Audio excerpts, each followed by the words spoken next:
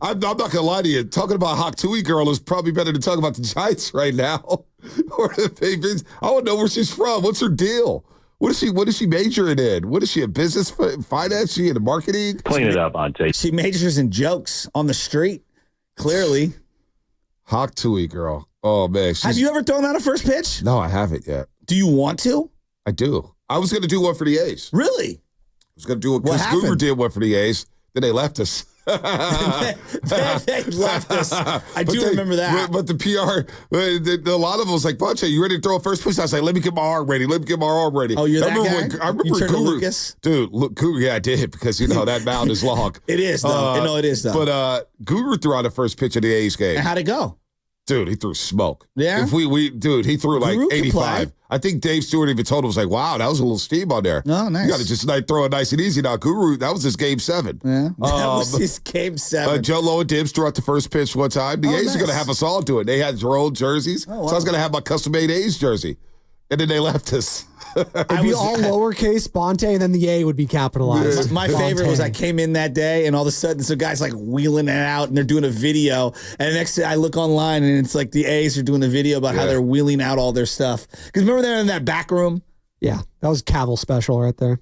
I love that. They were good people, man. I was a Cavill special. It's not us, it's you. Well, it turns out it was you. What station are they even on right now? I don't know.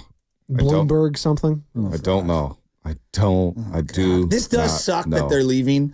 I mean, look, I guess for some people going up to Sacramento, whatever, it might be more accessible for them, or at least they're not completely gone. But the way that this thing has gone down, to say that this is written right out of the script of Major League is actually false. Major League was pretty cut and dry. This has almost been a worse, slower, more painful death. I mean, they flirted with everyone. They've lied at every single turn. At least in Major League, she made no qualms about how she wanted to leave. Right? In this one, they've lied and wasted taxpayer money every single year to try to, I don't know, jam up the whole system just to make it seem like maybe they were trying to build a stadium, when come to find out they've never really wanted to build a stadium anywhere. They're just wasting resources that could be put to other. I mean, look, we all live in this community, right? Yeah. We all know what's going on here. I don't love the way government spends money in general. I think most people agree with that. That's not a political statement. That's just common sense.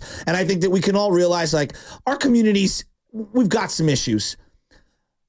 Forking over time, money, and resources so that the billionaire A's who don't want to come out of pocket for a thing can fake build a stadium that they have no intentions of trying to do. At that point, you're disingenuously engaging in trying to just basically lose money for everyone in the community. It's an absolute joke what they've done the last few years, and I find them to be the most disgusting people on the planet, because they're literally wasting everyone's time, and they have zero good intentions at all to actually build something. It's one thing if they tried to build something and, they really truly put their money where their mouth was, and for whatever reason there was all this bureaucratic red tape, and I don't think politicians are great. Nobody does. That's not a political statement either. I'm just saying that at some point you have to actually put a little money in and show us that you're invested. And as my dad would say, put some skin in the game. You know what I mean? And they've never done that. And they've flirted with every single area: Portland, Sacramento, Las Vegas. And at every single turn, every community, whether it's locally or abroad, has said, yeah, this guy's full of crap. He doesn't want to spend any money, and no one wants to give him money. And what they've done to the team is a joke. And if you think about how many amazing A's players have gone through there over the last few years, to say that the A's fan is the most loyal and also been screwed over the most in all of the world of sports, that feels like an understatement. Yeah, well said. It makes me angry. Not much I can add to that, but getting to know A's fans over the years, especially working at this station and going to a lot of those day games, it was a lot of fun. And the tradition of the A's, it gets lost. And I'm a big history buff when it comes to sports. I love the sports history. I love the guys who paved the way for the guys of today. And when you think about those classic 70s teams, and you think of the classic late 80s teams and the early 90s, and then you think about the run they were on in the 2000s with the Big Three and Jason Giambi and Miguel Tejada and Eric Chavez, they had dudes They had dudes. And even this last decade, they had dudes. And they just never had any interest in keeping the team together. They never had interest. They operated like a small market team in the fifth, sixth largest market in the country. Like, the market that they owned. A market that they owned. They one time owned. And so I never believed that, boy, because there's arguments, well, could two baseball teams work here? Can they get a stadium or whatnot? They used to have the beautiful Oakland Coliseum with the mountains up there, the hills, and the lawn in the outfield. I do believe two teams could work here in this market. I truly believe that. The A's fans are deep in the East Bay, deep.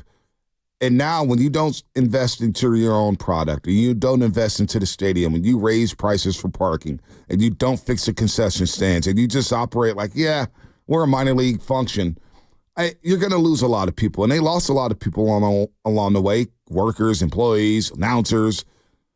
And so when I think about the Bay Bridge series, some people are like, hey, man, are you excited? I just think about the A's. I look at it from their perspectives like, this is it. This is going to be one of their – they've got, what, a 2-game series here with the Giants, and then they got their final series. They've got like 3 or 4 big crowds left in that stadium. Sellouts. And Spadoti's an A's fan, and I want to hear from him, but they've got basically 3 big crowds left. They've had crowds of like 2,000 people at a Major League Baseball game. Major League Baseball, 2,000 people going to a game. When you systematically alienate yourself from a community and dismantle the team every 3 years and then cry poor and then blame everyone, what do you expect? Like you have literally pooped on generations of fans, and you have not given them back. Like, you have to reward people. Like, it's one thing if you're just inept. Like the Tampa Bay Bucks were just inept for the longest time in terms of like, but they were like at least in that area and trying to be in that area. Buccaneers. They have had one foot out of this area for 20 years, and they're always blaming others. And the part that bugs me, I'm Mr. Business. I'm not that I love to defend the finances and all this, but like, it's a business. Yeah. But I also believe, this is just how I believe, the sports team is a representative of the community, and you have a civic duty to represent the community well. That doesn't mean you're going to always do it properly. Sometimes you make mistakes. Every business does. But I do believe that it's in part a community stewardship where like the fans do have invested stock. Yeah. And you need to invest in that love for them to meet you halfway, because you're a consumer-based business. And they just have like totally whiffed on that at every turn. Spadoni, real quick, what you got? Probably going to be my last game ever at the Coliseum tomorrow. Like, for an A's, because I think the Roots are staying there and playing there next year. And I'm actually excited about that, that there'll actually be professional sports still being played there. But, yeah, tomorrow's probably going to be my last ever game watching the A's at the Coliseum. I want to pick your brain on that on the other side, because I know you're bringing your boy. Well, we'll talk to Kate Scott first, NBC Sports Philadelphia, and then after wait. Madden Zone. Who'd you say?